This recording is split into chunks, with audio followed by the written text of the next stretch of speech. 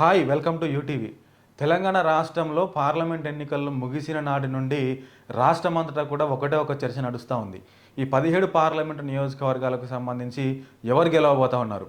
ఒక్కొక్కరు ఒక్కొక్క సర్వే రీతిగా చెప్తా ఉన్నారు. పార్టీలు మాత్రము మా పార్టీ అత్యధిక సీట్లు వస్తుందంటే మా పార్టీ అత్యధిక సీట్లు వస్తుందని చెప్పేసి వారు కూడా చెప్పుతున్నటువంటి పరిస్థితి. ఒక పక్క అభ్యర్థులు కూడా అటు ఇండిపెండెంట్ అభ్యర్థులు సైతం మేమంటే మేము గెలుస్తామని చెప్పేసి వారు ధీమాగా ఉన్నారు. అయితే వీటన్నిటికీ చెక్ పెట్టాలనంటే జూన్ 4వ తేదీ వరకు ఖచ్చితంగా ఆగాల్సిందే. అయితే ఒకసారి మనం అనాలిసిస్ చేద్దాము. తెలంగాణ పార్లమెంట్ ఎన్నికల్లో 17 పార్లమెంటు స్థానాలకు సంబంధించి ఎవరు గెలవబోతా ఉన్నారు, ఏ పార్టీ లీడ్లో ఉండబోతా ఉంది, ఏ పార్టీకి అత్యధికమైనటువంటి సీట్లు వచ్చేటువంటి అవకాశం ఉంది, మనం చూసేటువంటి ప్రయత్నం చేద్దాం. ఒకసారి ఆదిలాబాద్ పార్లమెంటు నియోజకవర్గాన్ని గురించి మాట్లాడుకుంటే కనుక ఆదిలాబాద్ పార్లమెంట్ ముఖ్యంగా ఇది ఎస్టీ రిజర్వ్డ్ కాన్స్టిట్యున్సీగా మనం చెప్పుకోవచ్చు. ఇక్కడ నుంచి ఎస్టీ అభ్యర్థులు మాత్రమే పోటీ చేస్తారు. అయితే ఆదిలాబాద్ పార్లమెంటుకు సంబంధించి భారత జాతీయ కాంగ్రెస్ అంటే కాంగ్రెస్ పార్టీ నుంచి ఆత్రం సుగుణ గారు ఉన్నారు బరిలో. అదేవిధంగా బీజేపీ నుంచి గోడం నగేష్ గారు ఉన్నారు. అదేవిధంగా బీఆర్ఎస్ పార్టీ నుంచి ఆత్రం సుక్కు ఉన్నారు. అది ఇక్కడ ఒకసారి గమనిస్తే కనుక ఆదిలాబాద్ పార్లమెంట్లో ముఖ్యంగా అటు కాంగ్రెస్ ఇటు బీజేపీ ఈ ఇద్దరు క్యాండిడేట్స్ మధ్యలోనే తగ్గఫోర్ ఉంటుందని కూడా మనం చెప్పుకోవచ్చు. అంటే ఆల్మోస్ట్ కాంగ్రెస్ అంటే ఒకవేళ విన్ అయ్యేటువంటి అవకాశాలు ఉన్నా కూడా అది మార్జిన్లోనే వచ్చేటట్టుగా, అంటే ఒకవేళ ఆల్మోస్ట్ కాంగ్రెస్ విన్ అయితే కనుక మార్జిన్లో గెలిచేటువంటి అవకాశాలు కూడా కనిపిస్తూ ఉన్నాయి.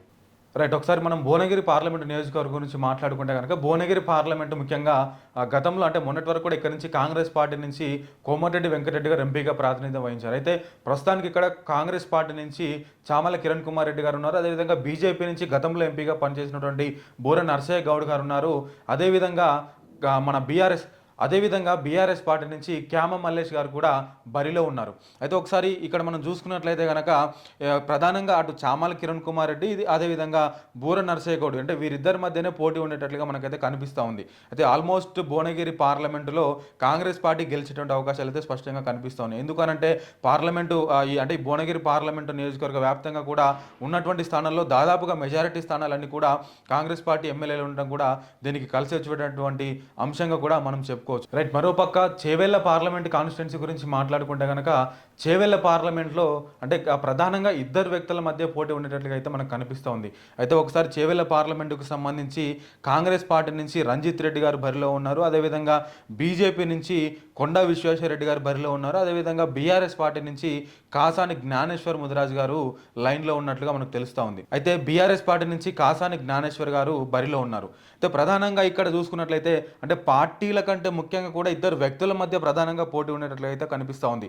అటు రంజిత్ రెడ్డి గారి మధ్య ఇటు కొండా విశ్వేశ్వరరెడ్డి గారి మధ్యనే పోటీ బలంగా ఉన్నట్లుగా కనిపిస్తుంది. అయితే ఇక్కడ గెలుపు మాత్రం వీరిద్దరి మధ్య 50-50 ఛాన్సెస్ అయితే ఖచ్చితంగా ఉన్నాయి. అటు కొండా విశ్వేశ్వరరెడ్డి గారు గెలిచిన ఆశ్చర్యపోనవసరం లేదు, ఇటు మన రంజిత్ రెడ్డి గారు గెలిచినా కూడా ఆశ్చర్యపోనవసరం లేదనేటువంటి రీతిగా కూడా ఇక్కడ దాదాపుగా పోటీ నెలకొన్నట్లుగా మనకు కనిపిస్తూ ఉంది. రైట్, మరొక ప్రతిష్టాత్మకమైనటువంటి నియోజకవర్గం ఏంటి అని అంటే హైదరాబాద్ పార్లమెంట్ నియోజకవర్గము.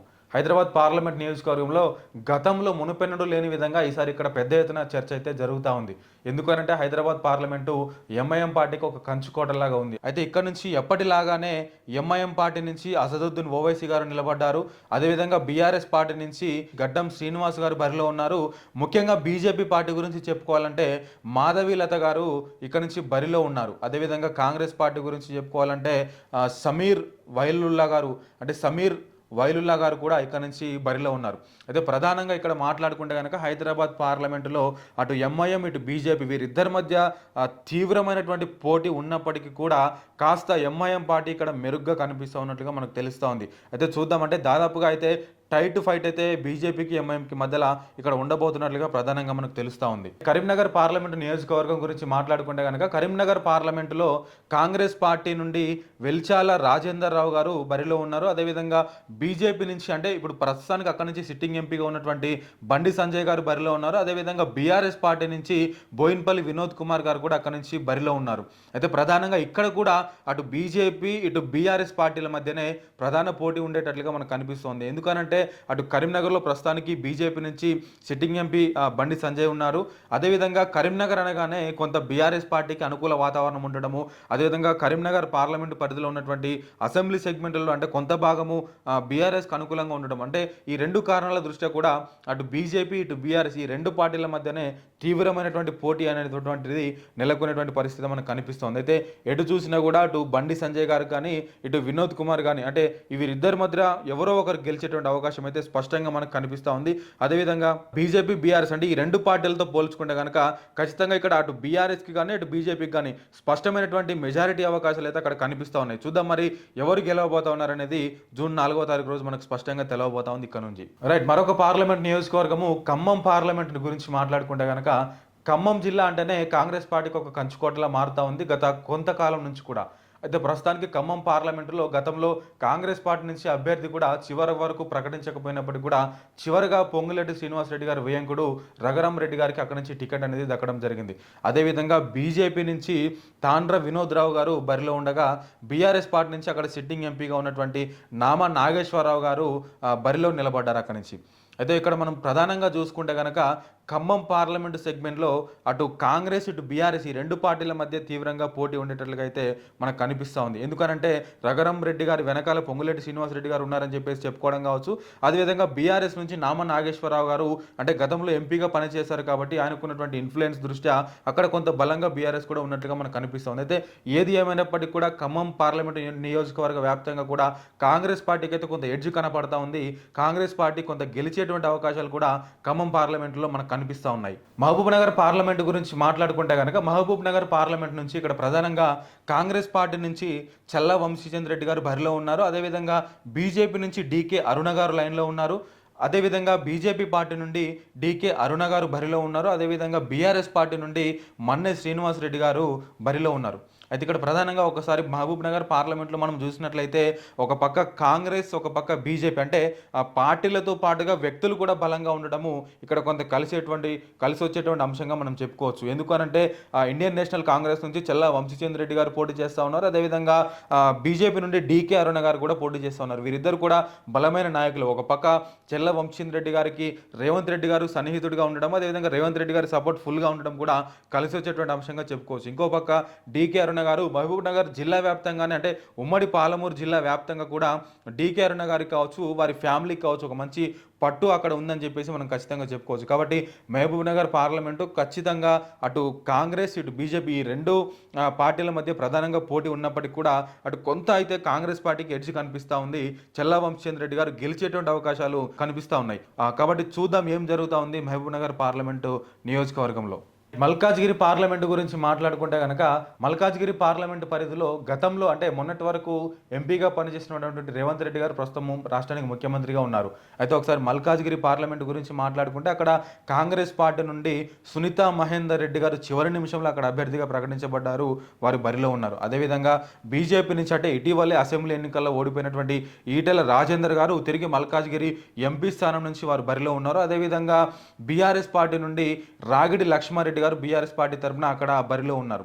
అయితే ఇక్కడ ప్రధానంగా పోటీ మాత్రము అటు సునీత మహేందర్ రెడ్డి గారు ఇంకొకటి ఈటెల రాజేందర్ గారు అంటే వీరిద్దరి మధ్య ప్రధాన పోటీ ఉన్నట్లుగా మనకైతే కనిపిస్తోంది. ఎందుకనంటే అటు సునీత మహేందర్ రెడ్డి గారికి రేవంత్ రెడ్డి గారి సపోర్ట్ ఉండడము, అదేవిధంగా ఈటెల రాజేందర్ గారికి కూడా కొంతమేరకు అంటే సానుభూతి అంటే ఓడిపోయినటువంటి సానుభూతి కావచ్చు, అదేవిధంగా కొంత రాజేందర్ గారికి ఉన్నటువంటి పరిచయాల దృష్ట్యా కూడా వీరిద్దరికి ఖచ్చితంగా ఒక స్పష్టమైనటువంటి మెజారిటీ అవకాశాలు అంటే గెలుపు అవకాశాలు వీరిద్దరికి అక్కడ ఉన్నట్లుగా కూడా మనకు తెలుస్తూ ఉంది. సో కాబట్టి చూద్దాం మల్కాజ్గిరి పార్లమెంటులో ఏం జరగబోతా ఉందో. మెదక్ పార్లమెంట్ నియోజకవర్గం గురించి మాట్లాడుకుంటే కనుక మెదక్ పార్లమెంట్ నియోజకవర్గంలో కాంగ్రెస్ పార్టీ నుండి నీలం మధు ముదిరాజ్ గారు బరిలో ఉన్నారు. అదేవిధంగా బీజేపీ నుంచి ఇటీవలే దుబాకలో పోటీ చేసి ఓడిపోయినటువంటి రఘునందన్ రావు గారు బరిలో ఉన్నారు. అదేవిధంగా బీఆర్ఎస్ పార్టీ నుంచి వెంకట్రామరెడ్డి గారు అంటే ఎమ్మెల్సీ వెంకట్రామరెడ్డి గారు వారు అక్కడి నుంచి బీఆర్ఎస్ పార్టీ అభ్యర్థిగా వారు ఉన్నారు.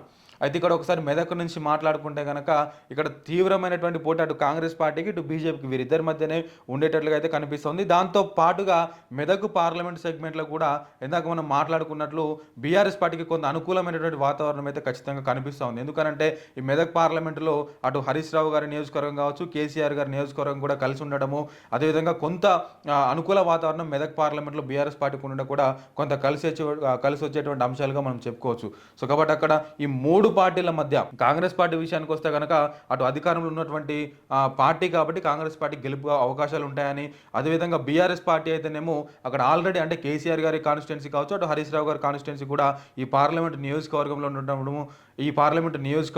ఉండటము, అదేవిధంగా ఇవి కలిసి వచ్చేటువంటి అంశాలుగా వారికి చెప్పుకోవచ్చు. అయితే బీజేపీ నుంచి కూడా ఒకసారి మాట్లాడుకుంటే మంచి వాక్చాతుర్యం ఉన్నటువంటి రఘునందన్ రావు గారు కూడా ఆయన మెదక్ పార్లమెంటు నియోజకవర్గ వ్యాప్తంగా కూడా మంచి పరిచయాలు ఉండటం కూడా వారికి కలిసి వచ్చేటువంటి అంశంగా మనకు తెలుస్తుంది. అయితే మొత్తానికి మెదక్ పార్లమెంటులో మాత్రము ముగ్గురి మధ్య కూడా ప్రధానమైనటువంటి పోటీ అయితే నెలకొన్నట్లుగా మనకు తెలుస్తూ ఉంది. ఒకసారి నాగర్ కర్నూలు పార్లమెంట్ గురించి మాట్లాడుకుంటే కనుక నాగర్ కర్నూలు పార్లమెంట్ బేసిక్గా ఎస్సీ సెగ్మెంట్ పార్లమెంట్ అని చెప్పుకోవచ్చు. ఇక్కడ నుంచి ఎస్సీ అభ్యర్థులు పోటీలో ఉంటారు. అయితే ఇక్కడ నుంచి కాంగ్రెస్ పార్టీ తరఫున మల్లు రవి గారు బరిలో ఉండగా బీజేపీ నుంచి పోతుగంటి భరత్ ప్రసాద్ గారు బరిలో ఉన్నారు. అదేవిధంగా బీఆర్ఎస్ పార్టీ నుంచి ముఖ్యంగా ఆర్ఎస్ ప్రవీణ్ కుమార్ గారు ఇక్కడ నుంచి బరిలో దిగారు. అయితే ప్రధానంగా ఒకసారి నాగర్ కర్నూలులో మాట్లాడుకుంటే కనుక అటు మల్లు రవి గారు గతంలో ఇక్కడ నుంచి ఎంపీగా పనిచేసినటువంటి అనుభవము, అదేవిధంగా ఆర్ఎస్ ప్రవీణ్ కుమార్ గారు పాలమూరు బిడ్డగా, అదేవిధంగా వారికి ఉన్నటువంటి రాష్ట్ర వ్యాప్త పరిచయాల దృష్ట్యా కూడా వారు బీఆర్ఎస్ పార్టీ నుంచి విస్తృతంగా ప్రచారం చేశారు. వారికి కూడా గెలుపు అవకాశాలు ప్రధానంగా ఉన్నాయని చెప్పేసి మనం చెప్పుకోవచ్చు. అయితే ఇక్కడ నాగర్ కర్నూలు వ్యాప్తంగా కూడా అటు కాంగ్రెస్ ఇటు బీఆర్ఎస్ ఈ రెండు పార్టీల మధ్యనే, అంటే రెండు పార్టీల మధ్య ప్లస్ రెండు వ్యక్తుల మధ్యనే అక్కడ పోటీ ఉండేట్లుగా అయితే మనకు స్పష్టంగా కనిపిస్తోంది. ఒకటి మల్లు రవి గారు కానీ, రెండు ఆర్ఎస్ ప్రవీణ్ కుమార్ గారు కానీ, వీరిద్దరి మధ్యనే తగ్గఫోర్ ఉండేటట్లుగా అయితే మనకు స్పష్టంగా కనిపిస్తూ ఉంది ఇక్కడ. రైట్. ప్రధానంగా నల్లగొండ పార్లమెంటు నియోజకవర్గానికి సంబంధించి నల్లగొండ పార్లమెంటు నియోజకవర్గంలో కాంగ్రెస్ పార్టీ తరఫున రఘువీర్ రెడ్డి గారు అంటే జానారెడ్డి గారి కుమారుడు రఘువీర్ రెడ్డి గారు బరిలో ఉన్నారు. అదేవిధంగా బీజేపీ నుంచి అంటే గతంలో హుజూర్ నగర్ ఎమ్మెల్యేగా పనిచేసినటువంటి సైదిరెడ్డి గారు ఇక్కడ నుంచి బరిలో ఉన్నారు. అదేవిధంగా బీఆర్ఎస్ పార్టీ నుండి కంచర్ల కృష్ణారెడ్డి గారు, ఏదైతే గతంలో నల్లగొండ ఎమ్మెల్యేగా పనిచేసినటువంటి కంచర్ల భూపాల్ రెడ్డి గారి సోదరుడు కంచర్ల కృష్ణారెడ్డి గారు బీఆర్ఎస్ పార్టీ తరఫున ఇక్కడ నుంచి బరిలో ఉన్నారు. అయితే ప్రధానంగా ఇక్కడ చూసుకున్నట్లయితే నల్లగొండ పార్లమెంటులో దాదాపు కాంగ్రెస్ పార్టీ విజయం అయితే ఖరారైందని చెప్పుకోవచ్చు. ఎందుకంటే అక్కడ బీజేపీ కొంత బలహీనంగా ఉండడము, అదేవిధంగా బీఆర్ఎస్ పార్టీ మీద తీవ్ర వ్యతిరేకత ఉండడము. ఇంకో విషయం ఏంటి అంటే నల్లగొండ అనగానే కోమటిరెడ్డి బ్రదర్స్ పేరు గుర్తు రావడము, ప్రస్తుతానికి నల్లగొండ పార్లమెంట్లో కూడా మెజారిటీ స్థానాలు కాంగ్రెస్ పార్టీకి ఉండడం కూడా కలిసి వచ్చేటువంటి అంశాలుగా కూడా మనకు తెలుస్తోంది. కాబట్టి నల్లగొండ పార్లమెంట్లో దాదాపుగా రఘువీర్ రెడ్డి గారు గెలిచేటువంటి అవకాశాలు స్పష్టంగా కనిపిస్తూ ఉన్నాయి. ఒకసారి నిజామాబాద్ పార్లమెంట్ కాన్స్టిట్యున్సీ గురించి మాట్లాడుకుంటే కనుక ఇక్కడ కాంగ్రెస్ పార్టీ నుండి జీవన్ రెడ్డి గారు బరిలో ఉండగా బీజేపీ నుంచి అక్కడ నుంచి సిట్టింగ్ ఎంపీ అరవింద్ ధర్మపురి గారు బరిలో ఉన్నారు. అదేవిధంగా బీఆర్ఎస్ పార్టీ నుండి బాజిరెడ్డి గోవర్ధన్ గారు కూడా బరిలో ఉన్నారు. అయితే ప్రధానంగా నిజామాబాద్ పార్లమెంట్లో కూడా అటు బీజేపీ ఇటు కాంగ్రెస్ వీరిద్దరి మధ్యనే పోరు ఉండేటట్లుగా మనకు కనిపిస్తోంది. ఎందుకంటే గతంలో అరవింద్ ధర్మపురి అక్కడ నుంచి ఎంపీగా పనిచేసినటువంటి అనుభవము, వారు గతంలో అంటే మొన్నటి వరకు కూడా ఎమ్మెల్యేగా పోటీ చేసి ఓడిపోవడము, తిరిగి మళ్ళీ ఎంపీ క్యాండిడేట్గా రావడం కూడా మనందరం కూడా చూసినాం. కాబట్టి ఇక్కడ అంటే జీవన్ రెడ్డి గారు కూడా కాంగ్రెస్ పార్టీ నుంచి పోటీ చేయడం, సీనియర్ నాయకుడు కావచ్చు, అదేవిధంగా అధికార పార్టీ అండదండలన్నీ కూడా ఉండడము వారికి కలిసేటువంటి అంశంగా కూడా మనకు తెలుస్తోంది. కాబట్టి ఇక్కడ నిజామాబాద్ పార్లమెంట్లో దాదాపుగా అటు కాంగ్రెస్ ఇటు బీజేపీ ఈ రెండు పార్టీల మధ్యనే ప్రధానంగా పోటీ ఉండబోతున్నట్లుగా మనకైతే తెలుస్తూ ఉంది. మరోపక్క పెద్దపల్లి పార్లమెంట్ కాన్స్టిట్యున్సీ గురించి మాట్లాడుకుంటే కనుక పెద్దపల్లి కూడా ఎస్సీ సెగ్మెంట్ ఉన్నటువంటి పార్లమెంట్ కాన్స్టిట్యున్సీ. ఇక్కడ నుంచి కాంగ్రెస్ పార్టీ తరఫున గడ్డం వంశీకృష్ణ, ఎవరైతే గడ్డం వివేక్ ఉన్నారో చెన్నూరు ఎమ్మెల్యే ఉన్నారో వారి యొక్క కుమారుడు గడ్డం వంశీకృష్ణ అక్కడి నుంచి కాంగ్రెస్ పార్టీ అభ్యర్థిగా ఉన్నారు. అదేవిధంగా బీజేపీ నుంచి గోమాస శ్రీనివాస్ గారు బరిలో ఉన్నారు. అదేవిధంగా బీఆర్ఎస్ పార్టీ నుండి గతంలో మంత్రిగా పనిచేసినటువంటి అదేవిధంగా ధర్మపురి ఎమ్మెల్యేగా పనిచేసి మొన్నటి వరకు పోటీ చేసి ఓడిపోయినటువంటి కొప్పుల ఈశ్వర్ గారు కూడా బీఆర్ఎస్ పార్టీ నుంచి బరిలో ఉన్నారు. అయితే ప్రధానంగా పెద్దపల్లి పార్లమెంట్ కాన్స్టిట్యున్సీ గురించి మాట్లాడుకుంటే కనుక అటు బీఆర్ఎస్ ఇటు కాంగ్రెస్ ఈ రెండు పార్టీల మధ్యనే కొంత పోటీ అయితే నెలకొనేటువంటి అవకాశం కనిపిస్తూ ఉంది. అయితే పెద్దపల్లి పార్లమెంట్లో కూడా ప్రధానంగా కాంగ్రెస్ పార్టీ స్థానాలు కొన్ని ఉండటం కూడా కాంగ్రెస్ పార్టీకి కలిసి వచ్చేటువంటి అంశంగా కూడా మనకు తెలుస్తోంది. ఇంకొక పక్క గడ్డం వివేక్ వాళ్ళ పెదనాన్న కూడా ఎమ్మెల్యేగా ఉండడము, అటు గడ్డం వంశీకృష్ణ గారి ఫ్యామిలీ నుండి ఆల్రెడీ ఇద్దరు ఎమ్మెల్యేలుగా ఉండడం కూడా వారికి ప్రధానంగా కలిసి వచ్చేటువంటి అంశంగా కూడా మనకు తెలుస్తోంది. అయితే ఇటు బీఆర్ఎస్ పార్టీ గురించి మాట్లాడుకుంటే కనుక కొప్పుల ఈశ్వర్ గారు సీనియర్ లీడర్గా, అదేవిధంగా కొంత పెద్దపల్లి నియోజకవర్గ వ్యాప్తంగా కూడా వారికి ఉన్నటువంటి పరిచయాల దృష్ట్యా కూడా కొంత ప్రభావం అయితే చూపేటటువంటి అవకాశము మనకు స్పష్టంగా కనిపిస్తూ ఉంది. సికింద్రాబాద్ పార్లమెంట్ గురించి మాట్లాడుకుంటే కనుక అక్కడ కాంగ్రెస్ పార్టీ నుంచి దానం నాగేందర్ గారు బరిలో ఉన్నారు. అదేవిధంగా బీజేపీ నుండి కిషన్ రెడ్డి గారు బరిలో ఉన్నారు. అదేవిధంగా బీఆర్ఎస్ పార్టీ నుండి పద్మారావు గౌడ్ గారు లైన్లో ఉన్నారు. సో కాబట్టి ఈ ముగ్గురు అభ్యర్థులు కూడా, అంటే ముగ్గురు అభ్యర్థుల్లో ఎవరికి గెలుపు అవకాశాలు ఉన్నాయనేది కూడా చెప్పడం చాలా కష్టమైనటువంటి పని. ఎందుకనంటే దానం నాగేందర్ గారికి హైదరాబాద్లో, అంటే వారు మొట్టమొదటి నుంచి కూడా బల్దియాలో ఉన్నటువంటి వారి పరిచయాల దృష్ట్యా కావచ్చు, అదేవిధంగా బీజేపీ విషయానికి సంబంధించి కిషన్ రెడ్డి గారు అక్కడి నుంచి ప్రస్తుతానికి సిట్టింగ్ ఎంపీగా పనిచేస్తుండడము, దానితో పాటుగా కేంద్ర మంత్రిగా కూడా కొనసాగుతుండడము వారికి కలిసి వచ్చేటువంటి అంశంగా కూడా మనం చెప్పుకోవచ్చు. ఇంకో పక్క బీఆర్ఎస్ పార్టీ నుంచి ప్రస్తుతానికి సికింద్రాబాద్ ఎమ్మెల్యేగా పద్మారావు గౌడ్ గారు ఉండడము, అదేవిధంగా వారు కూడా బల్దియాలో వారికి ఉన్నటువంటి పరిచయాలు కూడా, ఇవన్నీ కూడా కలుపుకుంటే ఈ ముగ్గురులో కూడా తీవ్రమైనటువంటి పోటీ అయితే నెలకొనేటువంటి అవకాశం అయితే మనకు కనిపిస్తోంది. ఎటు చూసినా కూడా ప్రధానంగా అటు బీజేపీ ఇటు కాంగ్రెస్, అంటే ఈ రెండు పార్టీల మధ్యలోనే తీవ్రమైనటువంటి పోటీ ఉండేటట్లుగా అయితే మనకు కనిపిస్తూ ఉంది. అయితే వరంగల్ పార్లమెంటు కాన్స్టిట్యున్సీ గురించి మాట్లాడుకుంటే కనుక ఇక్కడ నుంచి కాంగ్రెస్ పార్టీ నుంచి కడియం కావ్య బరిలో ఉన్నారు. అదేవిధంగా బీజేపీ నుండి ఆరూరి రమేష్ బరిలో ఉన్నారు. అదేవిధంగా బీఆర్ఎస్ పార్టీ నుండి సుధీర్ కుమార్ గారు బరిలో ఉన్నారు. అయితే ఈ ముగ్గురు కూడా దాదాపుగా ఇక్కడ ఒకసారి మనం మాట్లాడుకున్నట్లయితే వరంగల్ కూడా ఇది ఎస్సీ పార్లమెంట్ కాన్స్టిట్యున్సీగా మనం చెప్పుకోవచ్చు. అయితే ఇక్కడ నుంచి ఒక పక్క కాంగ్రెస్ పార్టీకి స్పష్టమైనటువంటి మెజారిటీ అవకాశాలు అయితే ఇక్కడ కనిపిస్తూ ఉన్నాయి. అయితే బీజేపీ అక్కడ బలంగా లేకపోవడము, అయితే బీఆర్ఎస్ మీద కొంత వ్యతిరేకత ఆ ఏరియాలో ఉండడం కూడా ఈ వీరికి కలిసి వచ్చేటువంటి అంశం కూడా మనం చెప్పుకోవచ్చు. కాబట్టి కడియం కావ్యకు అక్కడ నుంచి దాదాపుగా గెలిచేటువంటి అవకాశాలు ఉన్నాయని చెప్పేసి మనకు సమాచారం తెలుస్తూ ఉంది. రైట్, ఒకసారి జహీరాబాద్ పార్లమెంట్ కాన్స్టిట్యున్సీ గురించి మాట్లాడుకుంటే కనుక జహీరాబాద్ పార్లమెంట్ కాన్స్టిట్యున్సీలో కాంగ్రెస్ పార్టీ తరపున సురేష్ షెట్కర్ బరిలో ఉన్నారు. అదేవిధంగా బీజేపీ నుంచి బీబీ పాటిల్ గారు, అంటే ప్రస్తుతానికి అక్కడ ఎంపీగా ఉన్నటువంటి బీబీ పాటిల్ గారు మరోసారి అక్కడి నుంచి నిలబడ్డారు. అదేవిధంగా బీఆర్ఎస్ పార్టీ నుండి గాలి అనిల్ కుమార్ గారు అక్కడి నుంచి బరిలో ఉన్నారు. అది ఇక్కడ ప్రధానంగా స్పష్టంగా చూసుకున్నట్లయితే జహీరాబాద్ పార్లమెంట్ కాన్స్టిట్యున్సీ వ్యాప్తంగా కూడా అటు కాంగ్రెస్ పార్టీకి బలమైనటువంటి క్యాడర్ ఉండటము, అదేవిధంగా బీజేపీ కూడా మొన్నటి వరకు అక్కడ ఎంపీగా పనిచేశారు కాబట్టి వారికి కూడా బలమైనటువంటి క్యాడర్ ఉండడం, అంటే ఈ రెండు విషయాలు కూడా వారికి కలిసి వచ్చేటువంటి అంశంగా కూడా మనం చెప్పుకోవచ్చు. అయితే బీబీ పాటిల్ గారు మొన్నటి వరకు బీఆర్ఎస్ పార్టీ ఎంపీగా ఉన్నారు. వారు గత కొద్ది నెలల క్రితమే బీఆర్ఎస్ నుండి బీజేపీకి వచ్చి బీజేపీలో వారు టికెట్ కూడా తీసుకొని పోటీ చేయడం జరిగింది. అయితే మరి బీఆర్ఎస్లో ఉన్నటువంటి క్యాడర్ అంతా కూడా బీబీ పాటిల్తో పాటుగా బీజేపీలోకి వచ్చారా, లేదంటే బీఆర్ఎస్ క్యాడర్ ఎలాగో ఉన్నారో అలాగే ఉన్నారా అనేటువంటిది మనం చూడాల్సినటువంటి అంశం. అయితే ఒక పక్క సురేష్ షెట్కర్ కూడా కాంగ్రెస్ పార్టీ నుంచి పోటీలో ఉన్నారు. ఇక్కడ వారికి అధికార పార్టీ యొక్క అండదండలు ఉండడము, అదేవిధంగా కొంత ఇప్పుడు కాంగ్రెస్ పార్టీ ఉన్నటువంటి రాష్ట్రంలో ఉన్నటువంటి పరిస్థితుల దృష్ట్యా కూడా జహీరాబాద్ పార్లమెంట్లో అటు కాంగ్రెస్ ఇటు బీజేపీ రెండు జాతీయ పార్టీల మధ్యనే తీవ్రమైనటువంటి పోటీ ఉండేటట్లుగా అయితే మనకు కనిపిస్తూ ఉంది. సో ఓవరాల్గా ఇది మరి 17 పార్లమెంటు నియోజకవర్గాలకు సంబంధించినటువంటి విషయాలు. దాదాపుగా అంటే ఆల్మోస్ట్ కాంగ్రెస్ పార్టీకి కొంత ఎడ్జ్ కనిపిస్తూ ఉంది. బీఆర్ఎస్ పార్టీతో పాటుగా బీజేపీ కూడా కొన్ని స్థానాలు గెలుచుకునేటువంటి అవకాశం అయితే స్పష్టంగా కనిపిస్తుంది. అయితే వీటన్నిటికీ కూడా తెర పడాలి అని అంటే జూన్ 4వ తేదీ వరకు ఖచ్చితంగా ఆగాల్సినటువంటి అవసరం ఉంది. అయితే పార్లమెంట్ ఎన్నికలకు సంబంధించి మరికొన్ని తెలంగాణ రాష్ట్ర రాజకీయాలకు సంబంధించి మరొకసారి మీ ముందుకు వచ్చేటువంటి ప్రయత్నం చేస్తాను. అంతవరకు చూస్తూనే ఉండండి యూటీవీ.